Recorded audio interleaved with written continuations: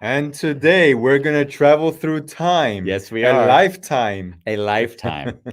We are on today with Walter Cooper, and we're going to discuss an incredible life. I did what I normally never do, I'm looking at you. and I'm preparing a resume. He has an incredible Wikipedia page. If you type in Walter Cooper, Scientist. which is a common name, he's the only one who shows up because he's done so much in his life that they've really been documenting it.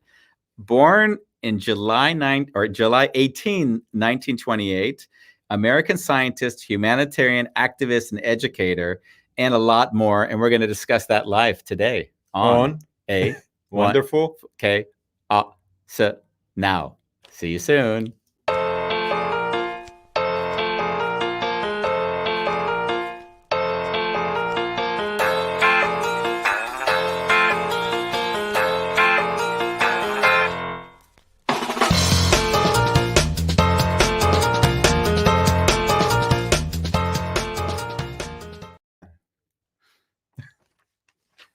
So Walter Cooper is the father of Rob Cooper, who's watching right now.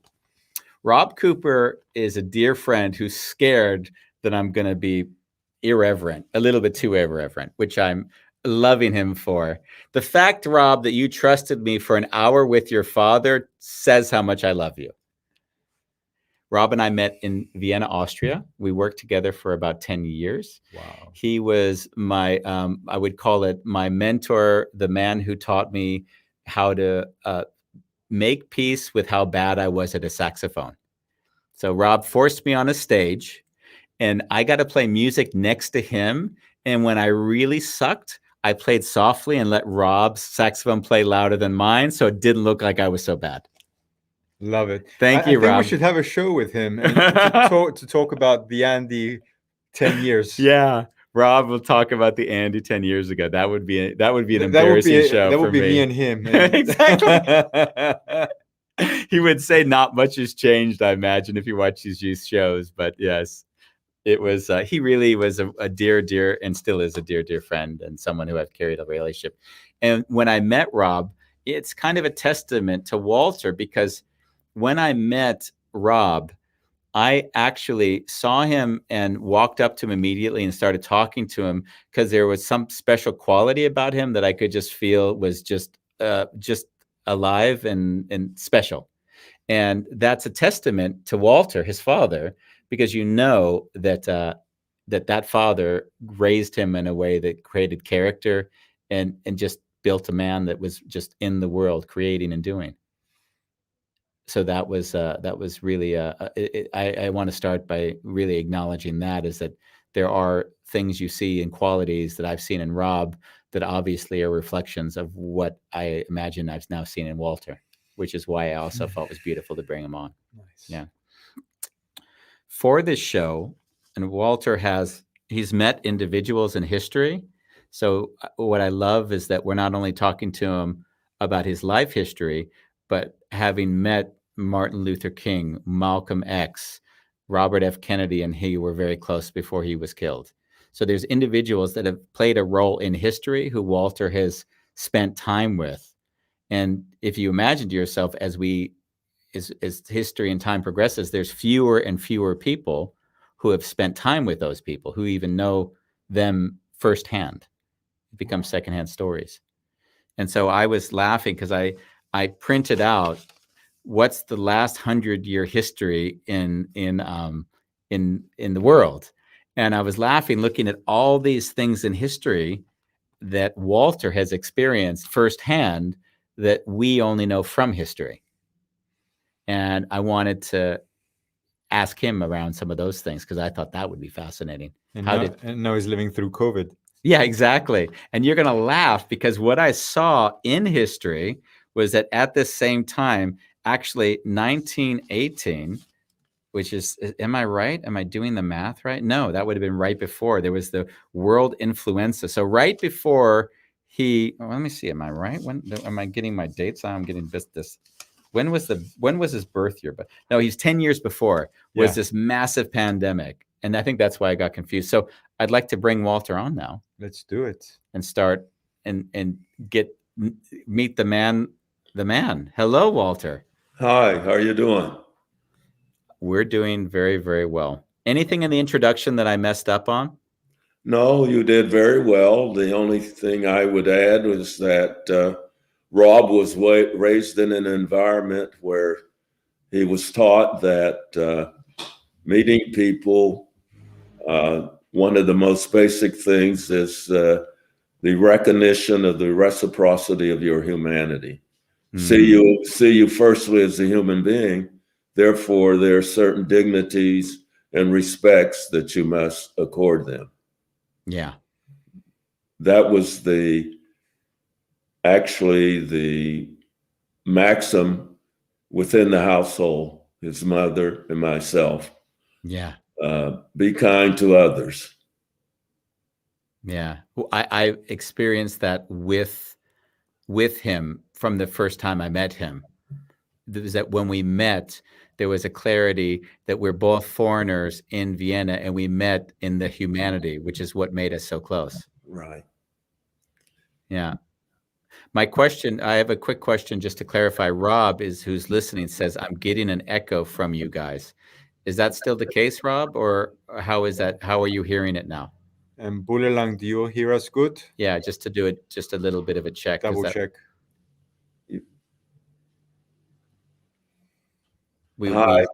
We still have to continue regardless, but if we hear that there's an echo, then we can also see if we can correct it quickly. Okay, well, we'll just continue. All good here, Juliet says. So Rob says there's still an echo. So we have two different parties saying there's an echo and there's no echo. We'll continue because we can't solve it anyways. You are born 1928. How many friends do you have that are older than you? At this point in time, I don't have any who are older than I am. Wow. How does it feel to be the oldest one wherever you are?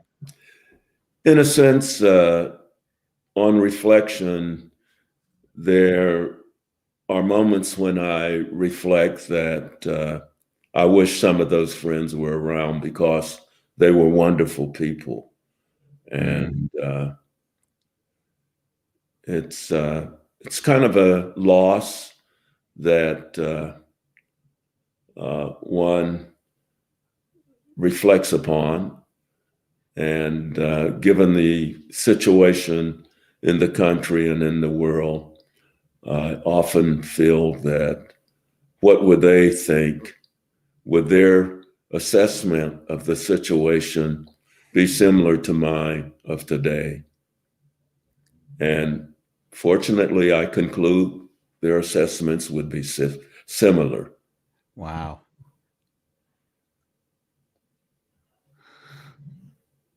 I was thinking about when I lost both of my parents, I had a very similar feeling that there wasn't that person, like the backstop, the person in my life that I could go to for those kind of questions anymore.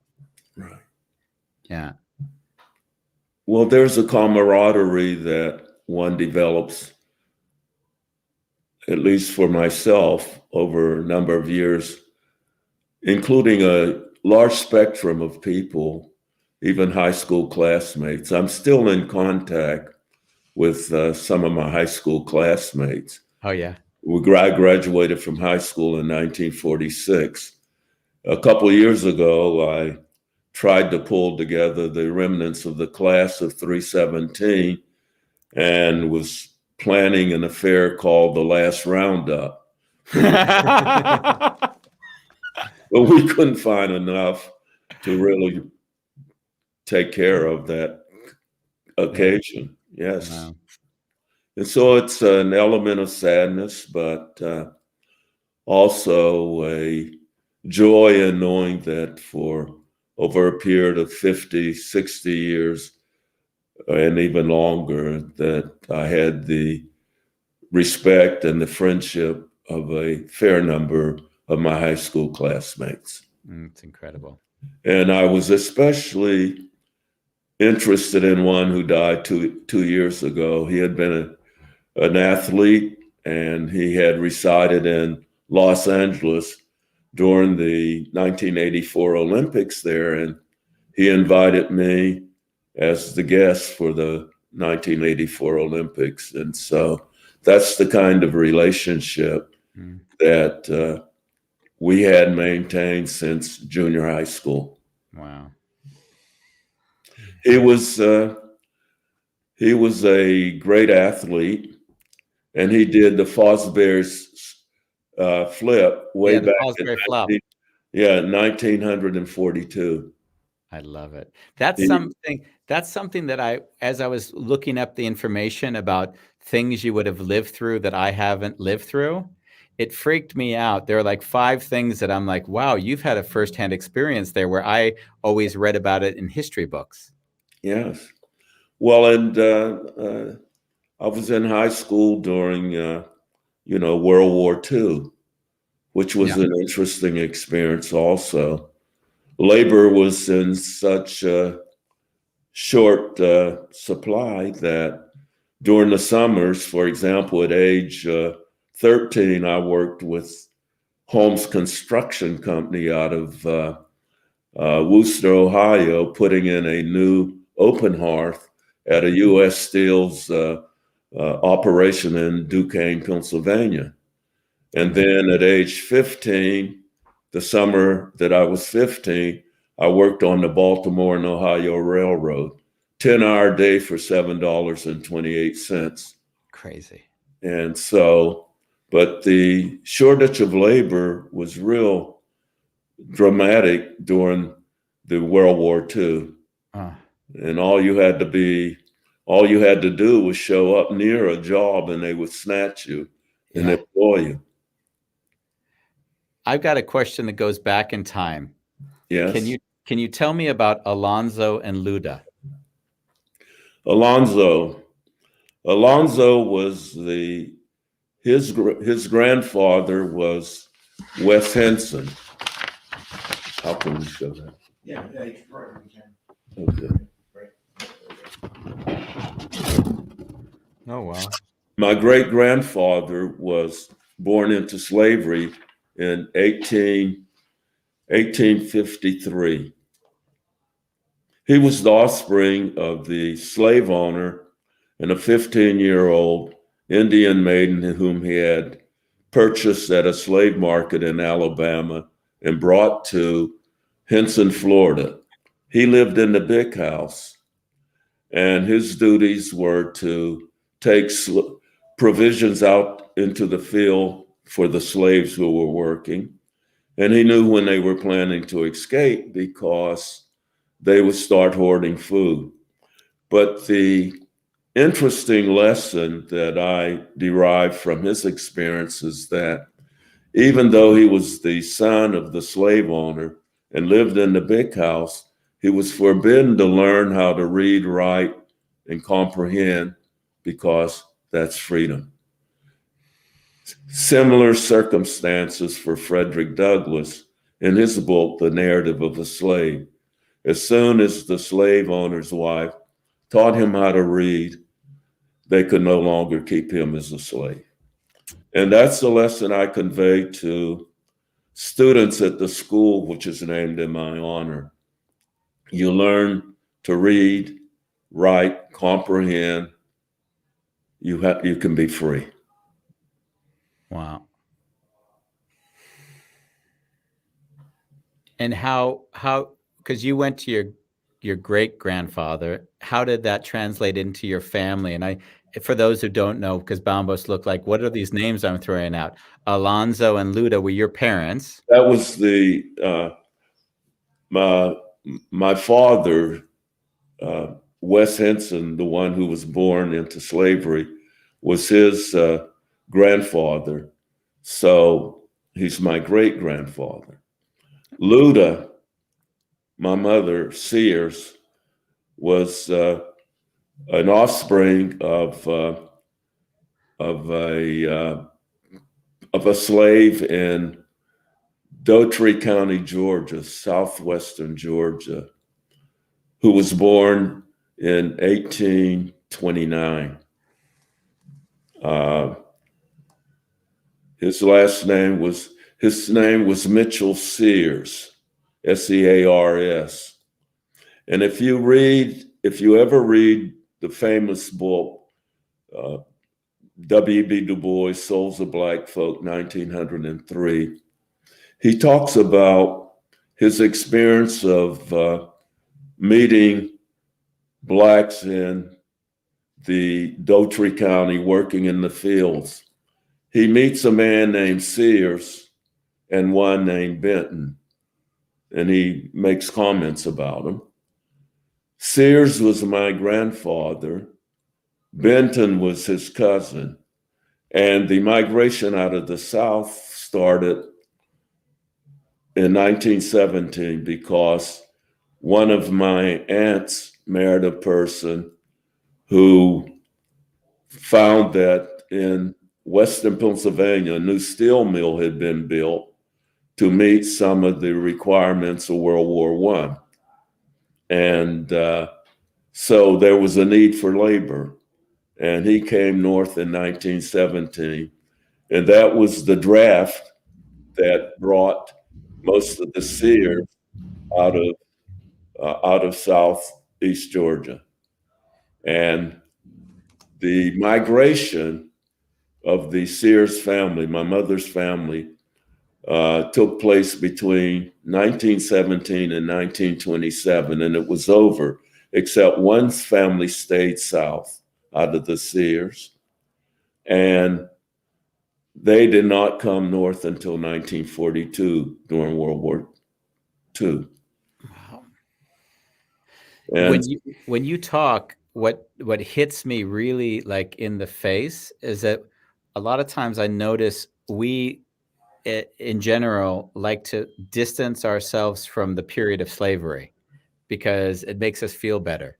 Like that was then, this is now. But when you speak, you can name the people. The generations aren't going all that far back to the point when you know exactly someone within your family who you know by name and have a picture of was actually enslaved. Yes, because I'm a firm believer in history of your family. A people without a historical memory, a family without a historical memory is doomed. I think lots of African Americans don't know, unfortunately, their families from a historical perspective. And I think that is very important in terms of providing you with a historical framework under which you should function. And I see in the historical element of my family kind of a mandate for me to do certain things. My mother had an aunt, Ida Sears Lowry, born in 1885. She was the first college graduate of the family. Wow. From Tuskegee Institute. And it played a role in our lives because she named all the girls of my mother's generation. And my mother's name was Luda, which is Russian. She had a sister named Katerina and one named Irina, and one had a name of one of the provinces in Russia. And so I can kick myself because this great aunt lived to be 102. And at her 100th birthday, I went south to help celebrate it in Thomasville, Georgia. And I should have asked her then what motivated her, what informed her to name my mother and the girls of my mother's generation directly a Russian name or derivatives of Russian name. She read a Dostoevsky novel, probably. Well, it was not. It was not known to have in the early formation of Black colleges and universities foreign professors that were part of the faculty, and so I just imagined that she might have had a person from Russia who was teaching at this at Tuskegee Institute and talked to her about Pushkin and others, and probably introduced her to Russian literature. And maybe she became fascinated with it. So I think knowing the history of your family is very important. Yeah, I realized that I didn't learn about the history of my family till I was in my 20s. I didn't actually give it any, and I only learned it because I went to Australia to live, and a friend said, "Andy, did you know you were Russian?" And I'm like, "What do you mean I'm Russian? I'm American." "No, but you know your family is a Russian name." And from that moment, I started to do what you're suggesting, is I looked at my life relative to what had happened before me. And there was an interesting way of looking at the world through that prism that I hadn't seen before. And you see, we attempted historically to transmit family history by having, whenever feasible, family reunions, bringing everyone together and talking about the history of the family. And so I don't know, I might have had a picture. This is a picture of my mother when she was 13. Wow. That's Luda. That's Luda, yeah. She plowed fields from sun up to sundown for 50 cents a day in southwestern Georgia. And so I could never get my mother interested in visiting Georgia. Once she left, It's like, I've been there, done that. And so I have another cousin, the last family to come north in 1942. And what I did was had recorded her experience as a worker in the fields by contract labor and working for nothing, really, slave wages. Yeah. And so I have that for part of the historical record of the family. Yeah. I have a question for you. Who was president when you were born? President was Franklin Delano Roosevelt. FDR was president when you were born. How many presidents have you lived through already? Oh, too many. And the one I missed was not living through was was Bobby Kennedy. Yeah. Whom I knew very well. Yeah. And had a close working relationship with him. In fact, when he wrote the book To Seek a Newer World.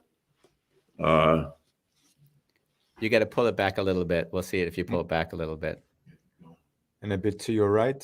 Yeah, put it in front of your face, and then oh yeah, see there it is. Yeah. Yeah. And it's autographed. Let's see. Oh, that's beautiful. I knew him very well. I think his country would have been totally different if he had not been assassinated. I was in Los Angeles when he was assassinated. I had just walked out of the Ambassador Hotel and walked up the street to where I was residing, turned on the television and saw his assassination. I get chills when I hear that. I was in Los Angeles earlier this year, and when I'm driving around, I'm always trying to share with my wife, Ronnie, the significant moments in life which changed dramatically how life could have been if it hadn't had happened. And I tried to explain to her the relevance of that assassination, and I saw that I couldn't articulate it well enough for her to really get what it meant to have the opportunity that was lost. Yeah, well, those were significant but very tragic years because we lost Martin Luther King. And I I had met him in Rochester, New York in February 1958 and had some interaction, and the conversations led to, in 1959, I was instrumental in getting a African-American woman to run for political office in Rochester. The first African-American 2 years later to win a supervisor's position in county government. So I ran her campaign. Wow. And can her you tell name me? Sorry, can you tell me? No, I'm finished. You can tell. I was interested because obviously a name like Martin Luther King kind of changes everything, in a sense of like, wow, you had contact with him who had such a profound impact on not only the U.S. but the world. So, Yeah. like, what was your experience with him? And I would say almost the real him, because of course we know him from the speeches, but you would have met him before having done those speeches. Well, the discussions with him led around the reasons why of the civil rights movement, the discipline which had to be involved in the movement. And it was interesting that what influenced Martin Luther King more than any other religious experience or teachings was the social emphasis of the gospel, which was espoused by not W.B. Du Bois, but by Reinhold Niebuhr. Reinhold Niebuhr had written Moral Man in Immoral Society, and he was a German theologian whose first parsonage in the United States was in Detroit, Michigan in 1915. And he was found often on the picket line with the automobile workers. And so in reality, he was the most influential figure, theologically speaking, in the life of Martin Luther King, because he believed that the gospel is not essentially worthless, but the gospel has more meaning if it manifests itself in terms of a social conscience. Wow. And so sorry to like what you just said was so profound. It's hard to like just end there and move on to the next sentence. well, what the gospel actually gains meaning from us translating it into a moral compass. A moral compass, that's right. And it's an ever-bending arc, according to Martin Luther King, that eventually will find its way. Did you like him? Oh yes, he was disciplined, and he was very friendly. Did you ever have any disagreements?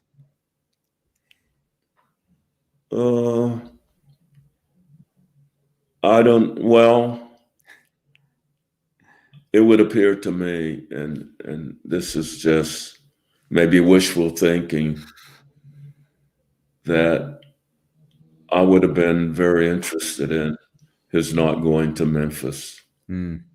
Because I had established in the early 1960s a kind of a working relationship with Robert F. Kennedy, and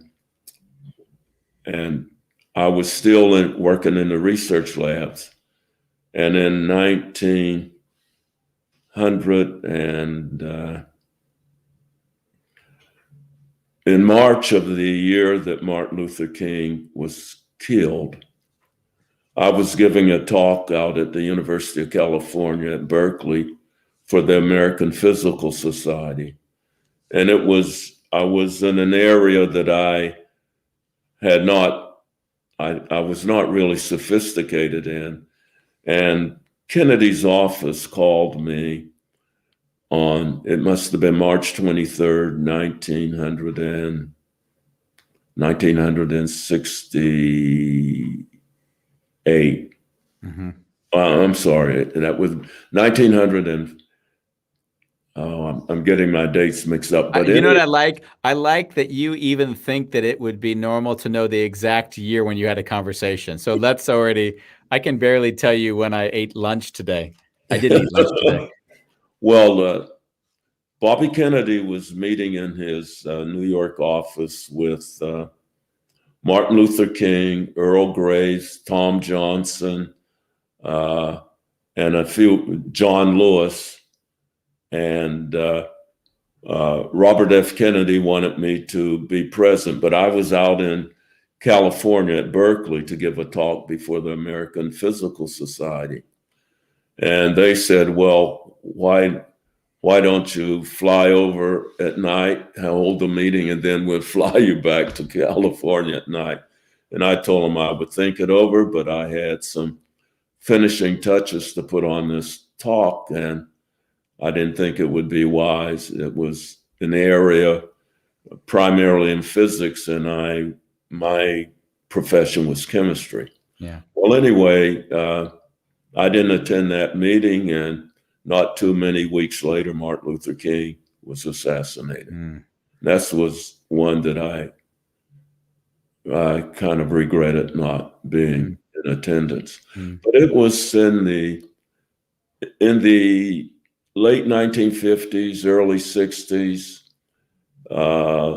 Into Rochester came national leaders. I met Thurgood Marshall, who was also a very large, imposing, and interesting personality with a deep voice and a commanding voice. And I wanted to interrupt. Sorry to interrupt you. I have a question that goes in this direction.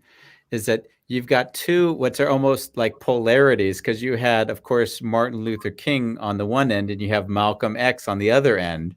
And in a way, I know, at least from Rob explained, that you're also in contact with Malcolm X at this time. Right.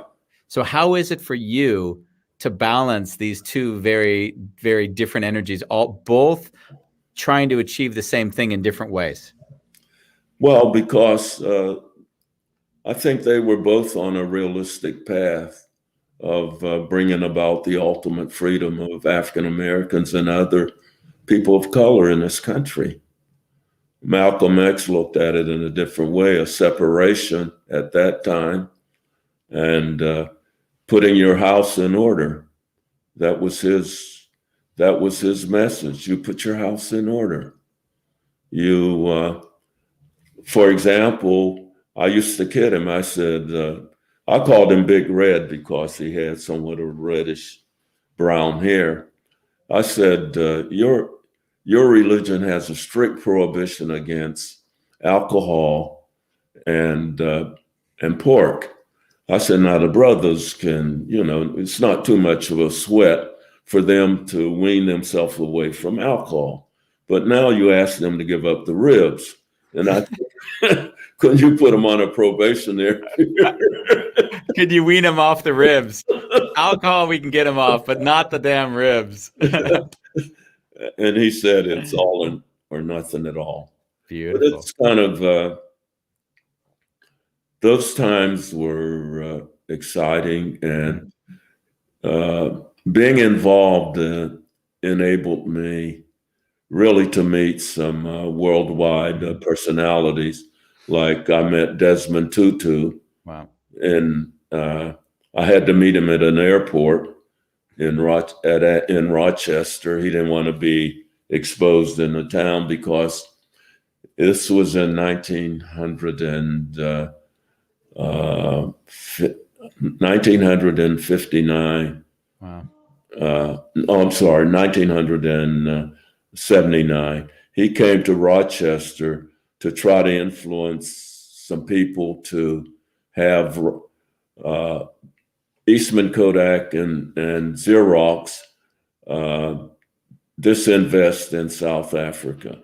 Oh, wow. And so I met him at the airport and had a long conversation with him and told him that I would meet with Kodak officials to see if I could convince them that Mandela, Sobukwe, and the other leaderships in South Africa were on the right track to making it a humanized, a very human society, and one which would provide freedom for all of the citizens. So I met with the senior vice president of Eastman Kodak and laid out to him, the significance of what Nelson Mandela and the others were doing in South Africa, Sobukwe, and the senior vice president listened, but he said, well, the decision was made up the ranks to support Gotcha Buthelezi, the Zulu leader. And so I walked out in disgust. Those were interesting and exciting days.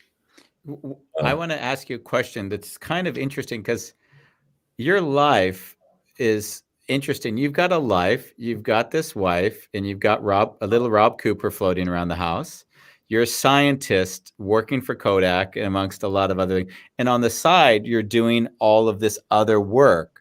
Like how was it to balance a life where you've got a family and kids and you're doing civil rights work and you're trying to change the world? Like how did that show up? Well, I was very energetic those days. I was high energy. I could go probably 20 hours out of the day and lots of speeches. I chaired the education committee of the NAACP at that time and chaired a scholarship committee and interacted with the young educated ones in a group we called the Young Turks, who did magnificent things. And for example, in 1962, when Governor Rockefeller of New York came to Rochester to dedicate the opening of some housing, Chatham Gardens, and he was picketed by these Young Turks and their friends, and charged the governor with supporting more segregated housing. Mm. And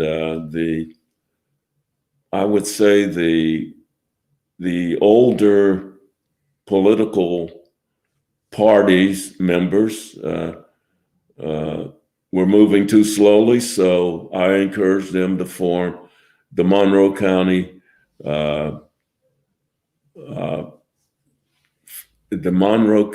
Nonpartisan Political League. So the young people had their own political entity. Mm. Wow. So I was into everything, I must say. Yeah. And then later on, of course, I was interested in Africa. Let me backtrack. In 1946, a senior in high school, I did a term paper as part of my interest in history. I did a term paper on the Negro soldiers' contribution to American history. Mm. What I would do, Clairton, Pennsylvania, located 15 miles southwest of Pittsburgh, a third-class city with a population of about 20 to 25,000. One steel mill and a small chemical plant.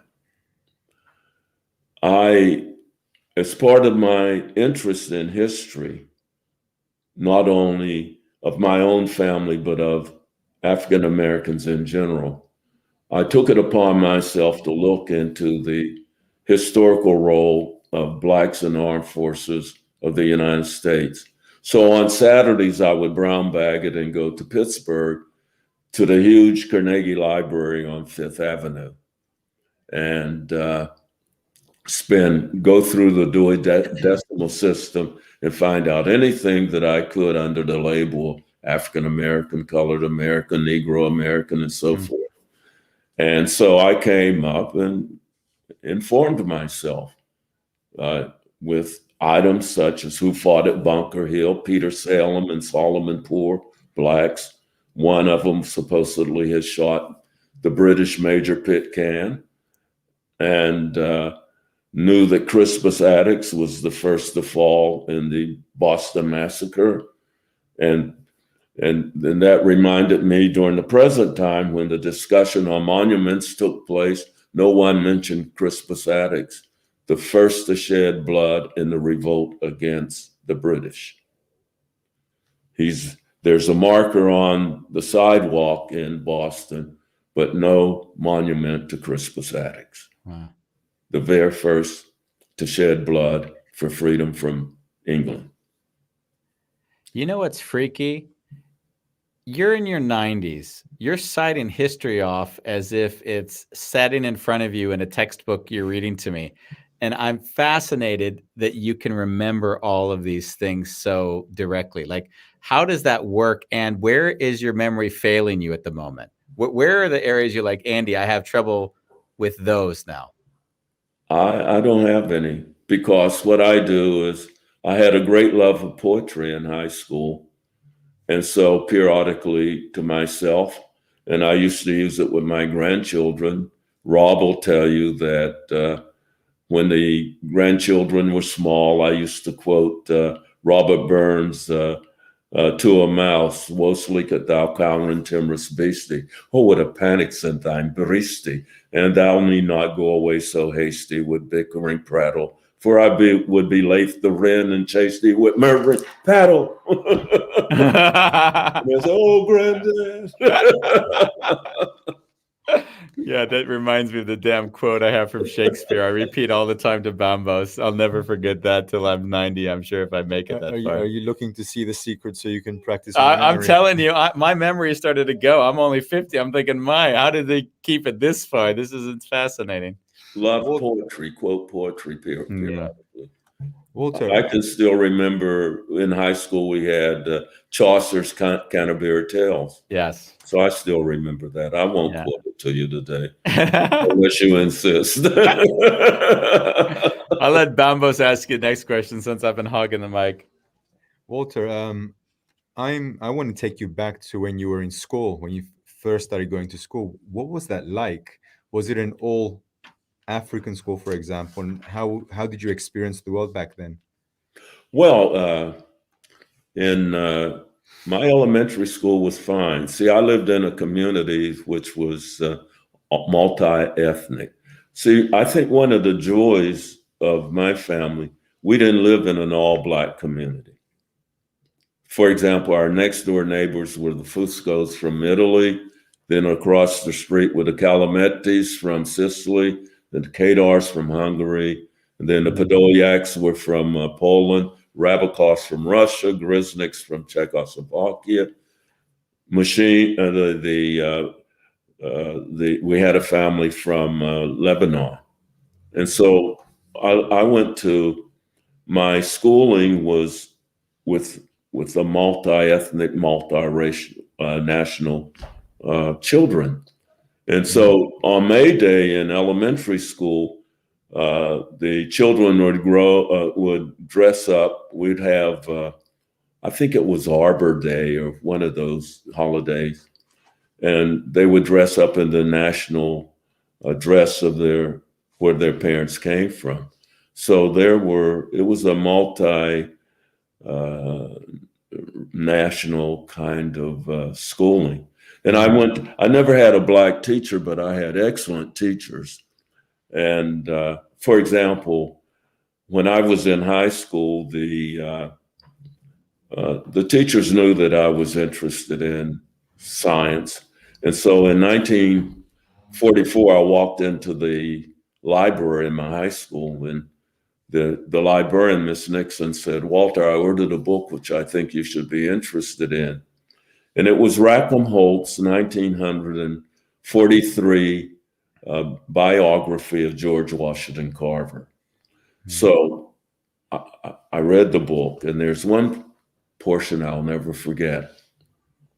In 1853, George Washington Carver was sold for a racehorse in Diamond Grove, Missouri. And I said to myself at that time, if that individual could undergo an experience like that and still become one of the world's great agricultural technologists with over 200 patents, then there are no barriers for me. And I'm glad that I built that into my life, because when I went to Washington and Jefferson College, which is another story where it was a great opportunity. I was salutatorian of my class of 317 in high school, and I had 22 blacks in the class. 11 of them went on to college, and their parents were much like my parents, came from the South, looking for a better way of life for themselves and their children. So there was an initiative, and energy was devoted to learning. Yeah. Well, I can tell you, you passed it on to Rob, because when I was with Rob, I would always see how dumb I felt, because Rob was so damn articulate that I'd be sitting next to him and I'd say, you're more white than me when it comes to the idea of how one should speak properly and exactly. And I mean, in a way, I would say that what I've seen through you to him is somebody that I've really experienced. We worked together, and I always felt like there was always something that I did not understand, that I had to grow up into his awareness of what he was seeing that I wasn't. And it's only more recently, I always used to get aggravated with Rob because he says, Andy, that's just how businesses run. yeah. That's just how businesses run. He'd always say that to Andy, relax. And I was always frustrated with everyone all the time. He says, Andy, that's just and now it's funny. Now it took me another, say, 15 years to catch up with him. And I'm like, oh my, now I know what he meant back then when that's just the way businesses are run. Yeah. C'est fait accompli. Yeah. Yes. But it was interesting, the educational experience. And because I think being in Clearton, Pennsylvania, and the experience there and within the family, my father didn't have a day of education, but he worked 44 years, hard labor, firstly in the coal mines and then the steel mill. And my mother had 9 years of education in southwestern Georgia.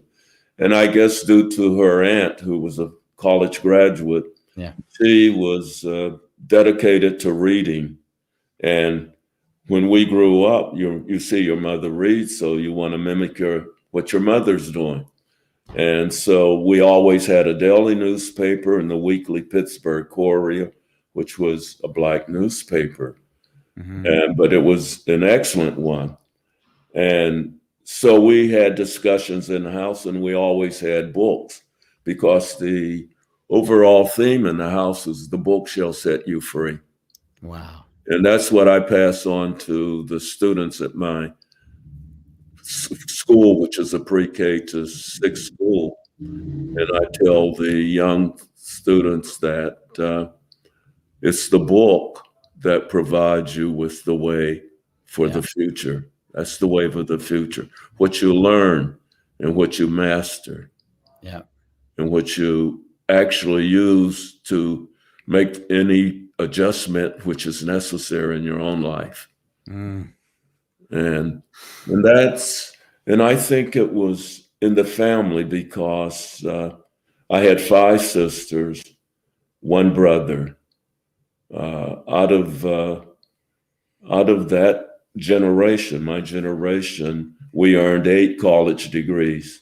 When I left home to go to college in 1946, I had $60,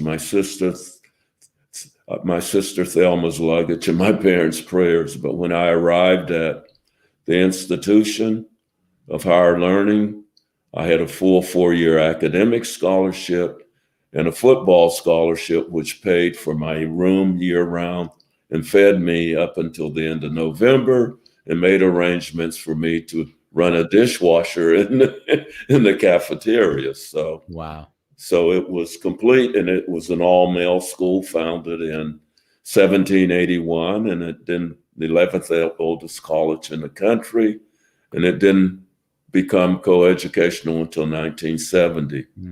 But it was a great experience. And I've got another question for you. How did it feel when the school was named after you, and that was a testament to your life? How was that? it was a great feeling and a challenge, because I looked at it and I was hoping that I could so work within the construct of an inner city urban school and make it into a school of excellence. And I thought I could do that. It's a tough job. It is. Because I find the barrier being, no matter what educator said, the barrier is the family. Because a 10-year study, the data published in 1966 called the Coleman Study, conducted between Johns Hopkins and the University of Chicago, looked through all the data and concluded that the family was the primary entity in terms of the success of a student. And in the late 1990s, the federal government ran an early childhood longitudinal study, 20,000 students, 5,000 parents or guardians, and came to the same conclusion. So people, it's the family. And what has happened with respect to academic achievement among African Americans has been, in a sense, a slow but destruction of the family. Yeah. The first generation of freed slaves in the family, 80% of the children lived in a household with 2 adults. And that first generation was very aggressively involved in education, because they worked with the Freedmen's Bureau in Washington, D.C., and you had the beginning of the historical Black colleges and universities. Yeah. And Howard University, for example, was founded in 1867. The ratio, 80% living in a household with 2 adults, that held through World War I, the Depression years, World War II, the Korean War, and even at the height of the Vietnamese War, it was still 70%. 2010 census, only 30%. So I look at educational failure as a failure of the family. Yeah, I've been working in Cleveland for many, many years and doing inner city work. And I went to a school, it was pre-K, that K to 12 sort of range, or maybe it was a little bit younger. Pre-K to 6 or pre-K to 8? Pre-K to 6, that range. And it was one of the hardest moments when the teacher told me, no student in this class is coming from a family where there's a father and a mother that are married in that. And I left, and even now I could cry, because what I felt was we're not worried about educating. We're worried about, did they eat? We're worried about, do we have to get underwear, because some of the people didn't even have just the basic needs met. Can they get a winter coat? Yes. Yeah, and when I heard that, I just, you can go in and say, hey, we're going to teach you something, but if the basics aren't there, you're already, they don't have the precondition to learn. And that was really hard to stomach. See, I robocall parents, and since the, COVID-19, I've been to the school only once, but I've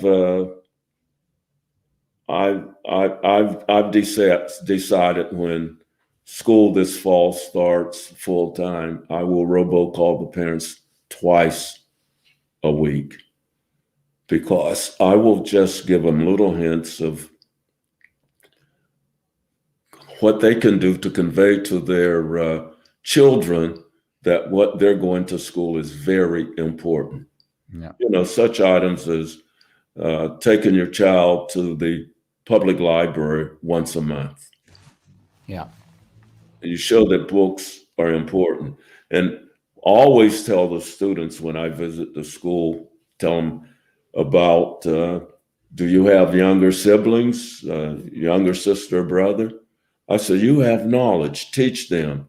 And that's based on the fact that the school did not have to teach me how to read. My sister, Thelma, who was 3 years older than I, taught me how to read before I went to school. Yeah. And so, and we were poor. I tell people, you talk about poor, these kids are poor, but they don't know what poor is. I said, when I was young, I lived on 3 square meals a day. I started first grade in 1934 at the height of the Depression.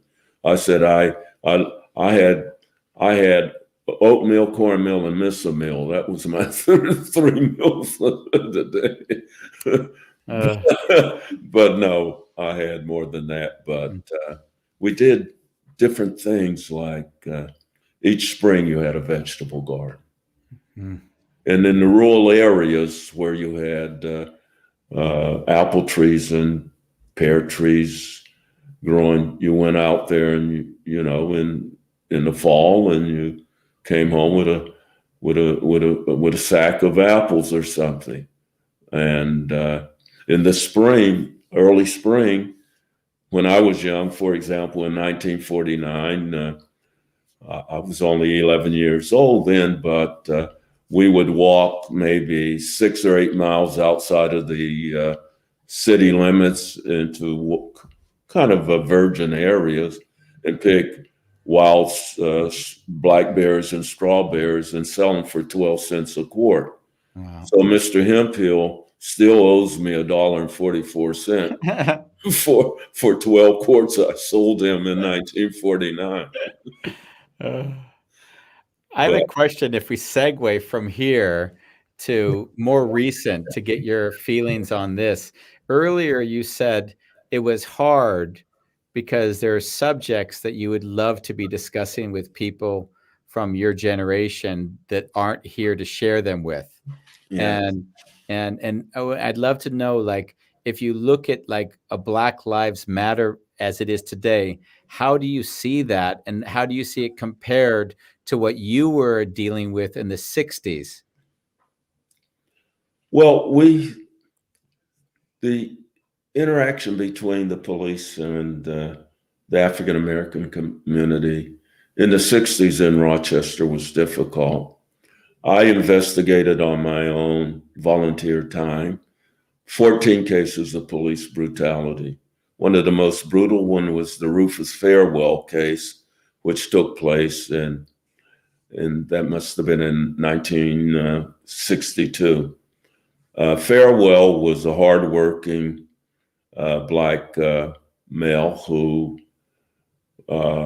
had not only a full-time job, but a part-time job. The part-time job involved working at a gasoline station. And he was in the process of closing that gasoline station one evening when the police drove up and accused him of breaking into the place. He said, I have the key to a place. I work here part-time. The police proceeded to beat him up, put him in a wheelchair. And then there was a Face-On case where Face-On had been in some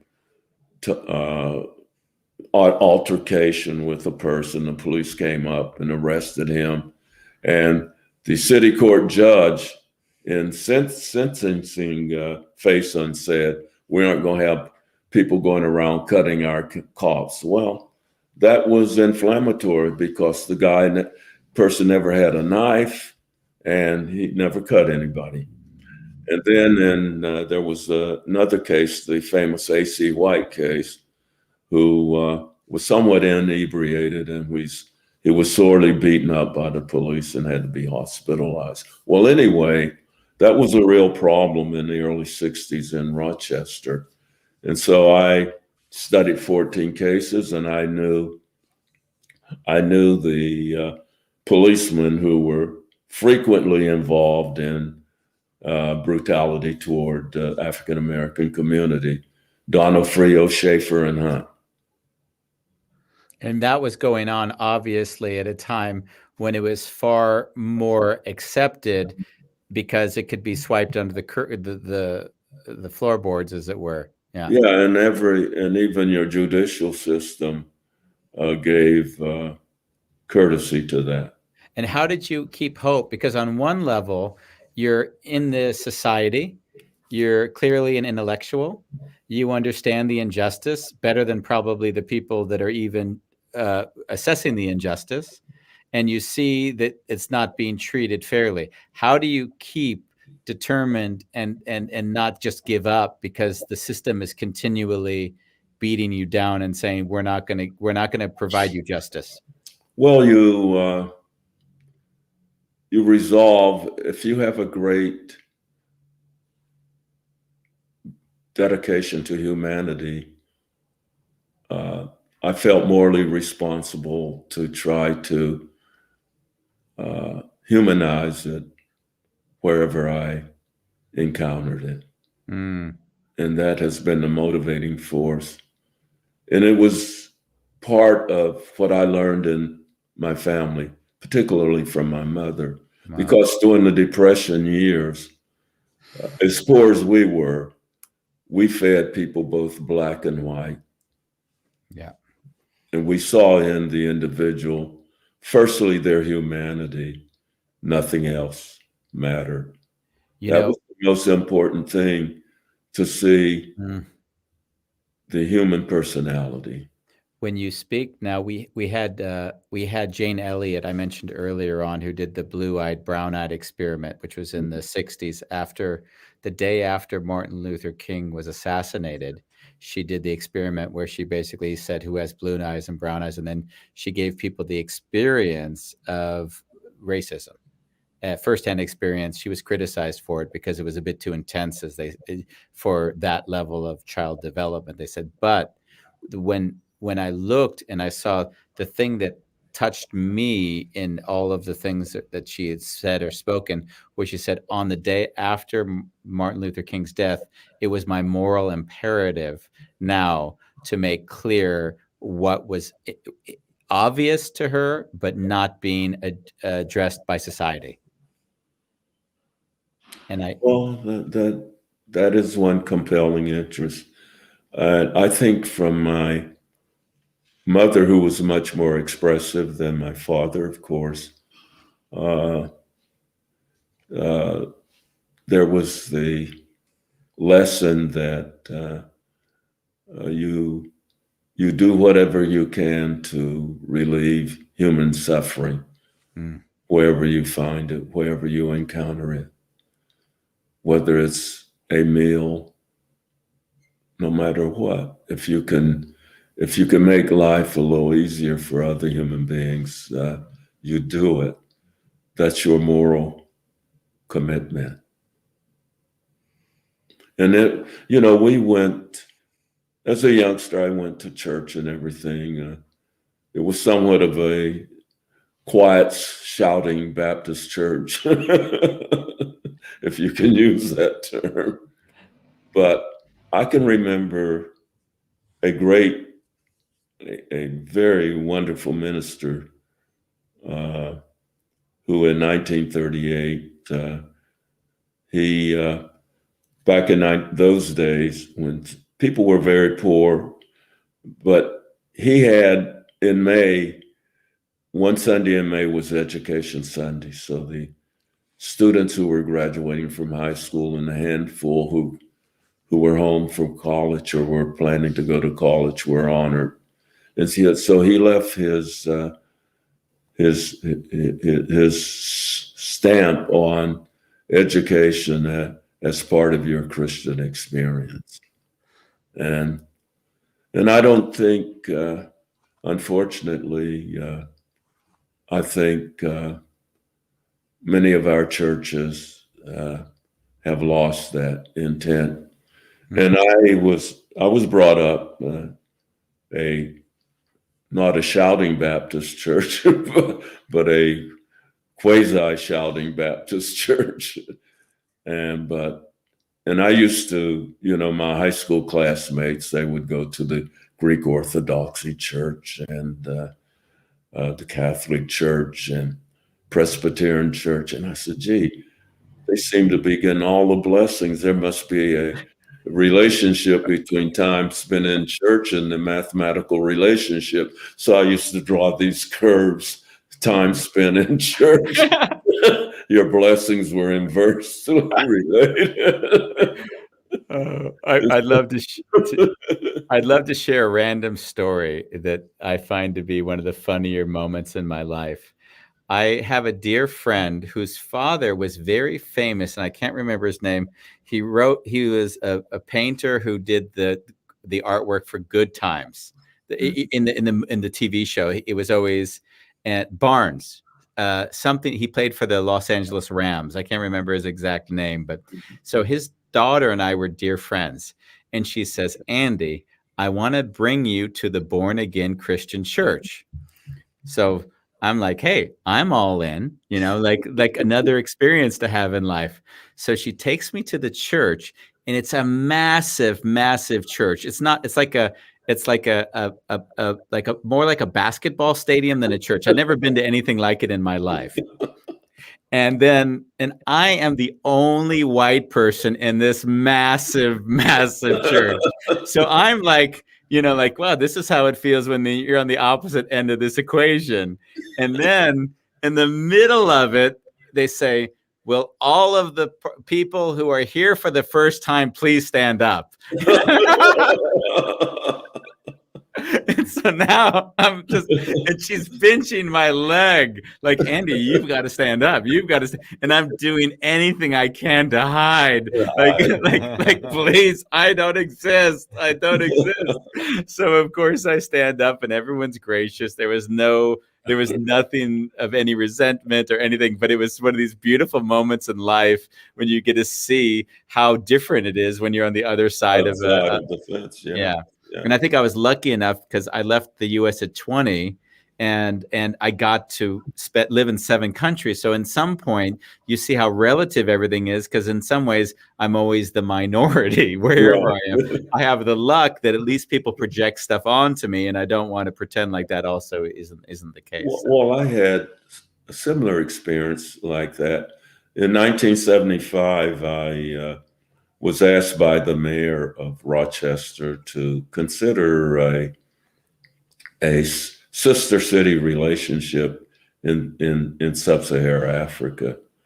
So I got information from embassies and wherever feasible had people come in and meet with the committee who represented embassies and so forth in sub-Saharan Africa. So that's led me to recommend to the mayor to choose Bamako, Mali as a sister city relationship, because the language was different, all tribal languages, but French, since it was former French colony.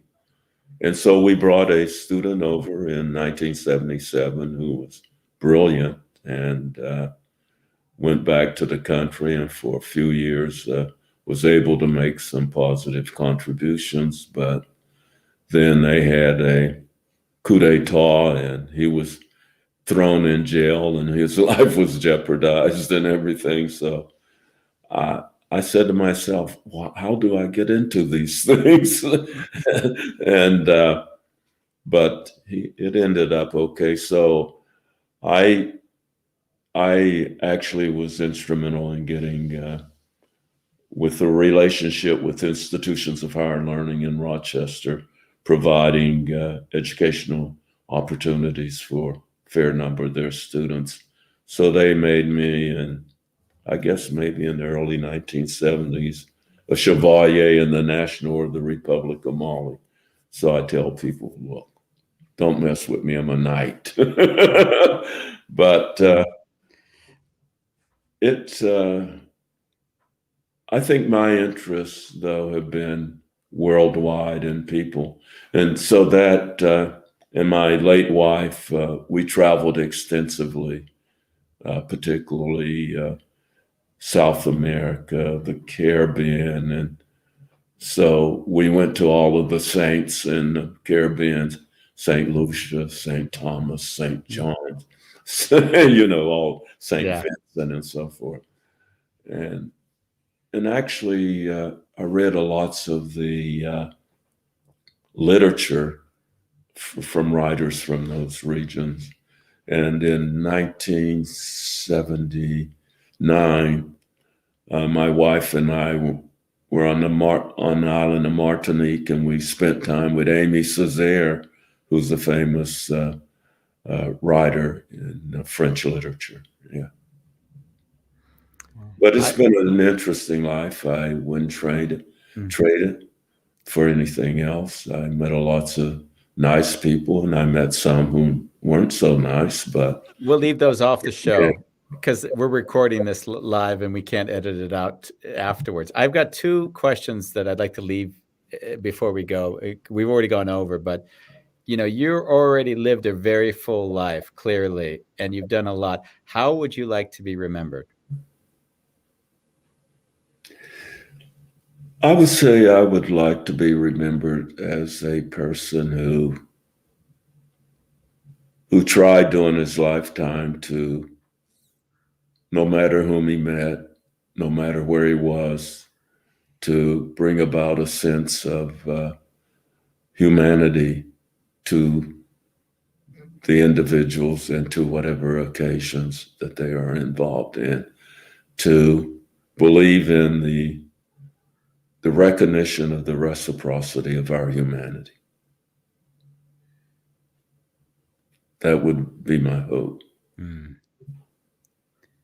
Now, I never like leaving anything without a sting of joy. What is one thing you can tell me about Rob Cooper that would embarrass him and I could use against him the rest of our lives in friendship together? The time that Rob was going to Princeton University, doing very well. The second year, he came home. He said, "I'm dropping out of Princeton."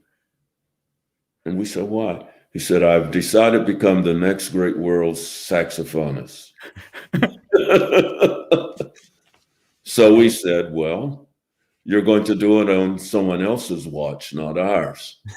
You're out of here."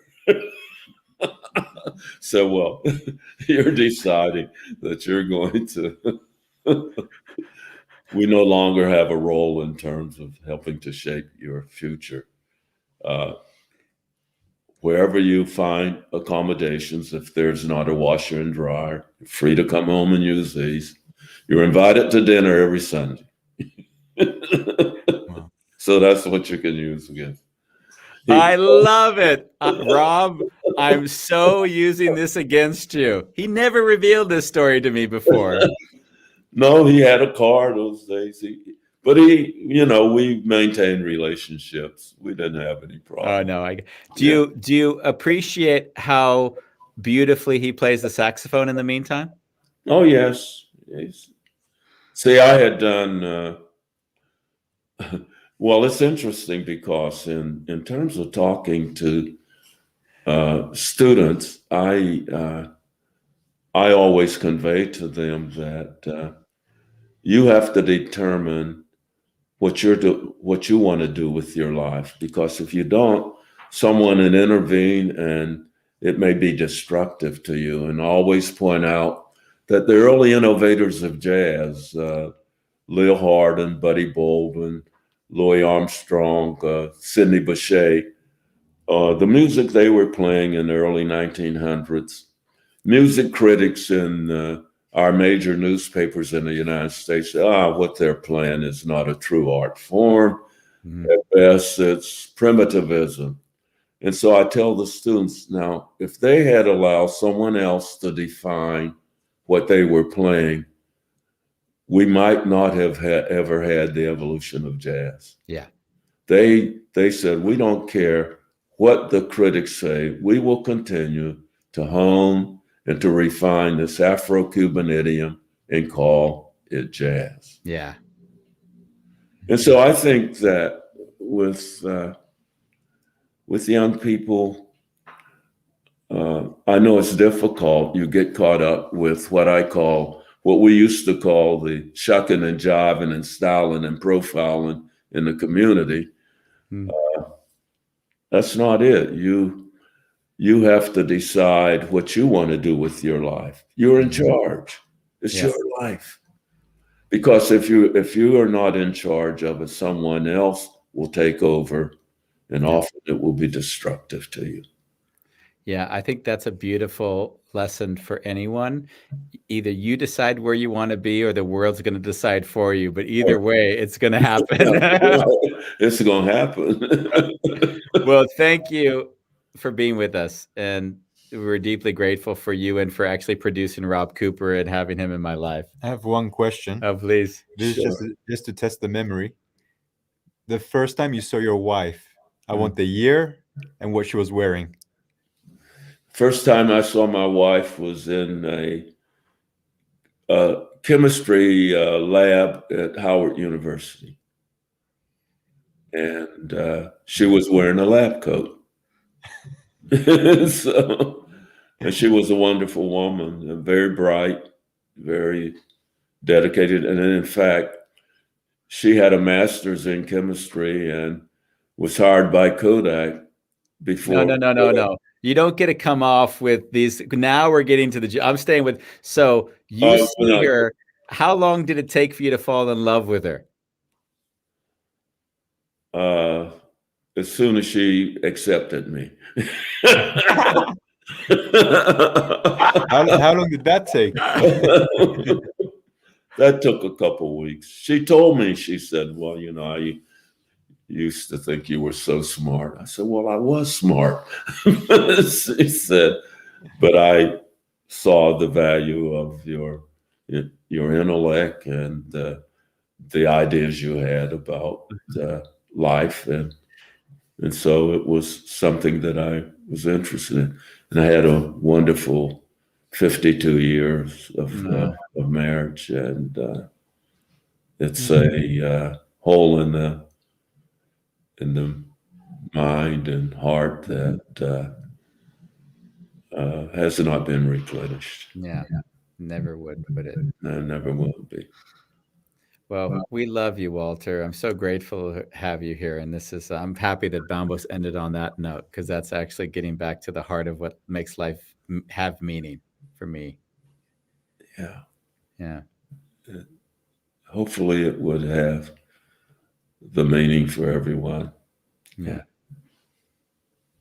But we will labor on and do what we can. Yeah. With the next generation. That's the way I look at it.